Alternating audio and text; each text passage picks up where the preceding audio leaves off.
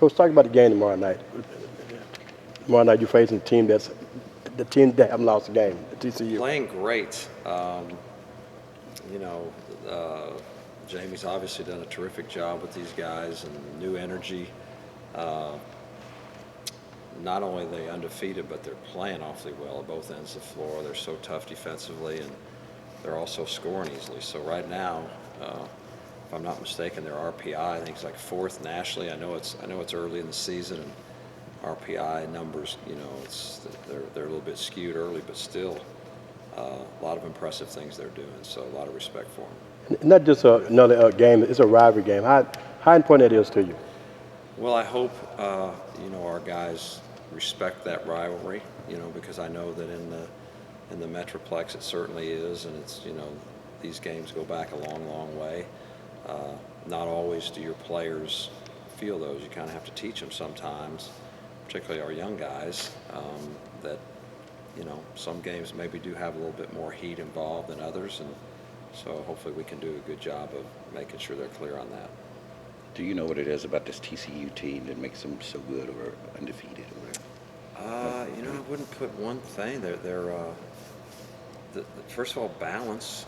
They've got a lot of guys scoring 12, 13 to 9 point, a lot. So you can't just key on one or two guys. They've got great size at the 5 spot, so they're really big inside, and they're doing a good job of scoring the ball inside, and they've got really good point guards, really good. They're talented. They're very talented. And having said that, I think Jamie's done a terrific job with them as well. So there's other talented teams out there, but they've kind of put it together right now. And when you watch them on film, they're a very, very dangerous team. They force turnovers on something like 25, 26 opponent's possessions. What do they do that makes them? They just kind of heat up the ball. They heat up the ball probably as much as anyone I've seen so far this year. Even, you know, watching games on TV, tremendous ball pressure. You know, and I think that's a big part. They're very athletic, but at the same time, they are, I think, trying to speed people up, and they're doing a great job of it. You've looked at some of your turnover numbers in the past 3 games. When you watch your film, have those been more unforced errors or just good defense from opponents that have made forcing passes? I think it's a combination. Last game we played against a zone, you know, and it was a little bit of an unconventional extended zone, and so we made some turnovers early while we kind of got comfortable with it. And then once we got comfortable with it, I don't think we turned it over but 3 times the second half until the very end of the game when it was over. But game to game, I think they're just different. You know, sometimes you take care of it, sometimes you don't. I know this. We better take care of it tomorrow night. We better be able to handle the pressure that they put on and not get sped up and be able to execute offense. So what do you tell your guys when they're looking to bounce back from Boise State the other night? And it is preseason, so what do you tell them to get them ready for tomorrow?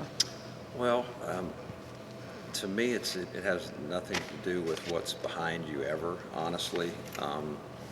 These basketball seasons are long. There's lots of games, and whatever happened back here, there's not a thing you can do about. So, you know, I think if you just 100% concentrate on the next day and the next opponent, I think you're always better served, whether you've just won 2 or 3 in a row or whether you've lost 2 or 3 in a row or any mix in between. I think the worst thing you can do is be playing behind you. So we just try to focus on the day, on the practice, on, you know, trying to get a little bit better and then scan and report for the opponent that we're playing and try to make sure we have a good game plan for them. Anything else? Good. Thanks, Coach. Thank you.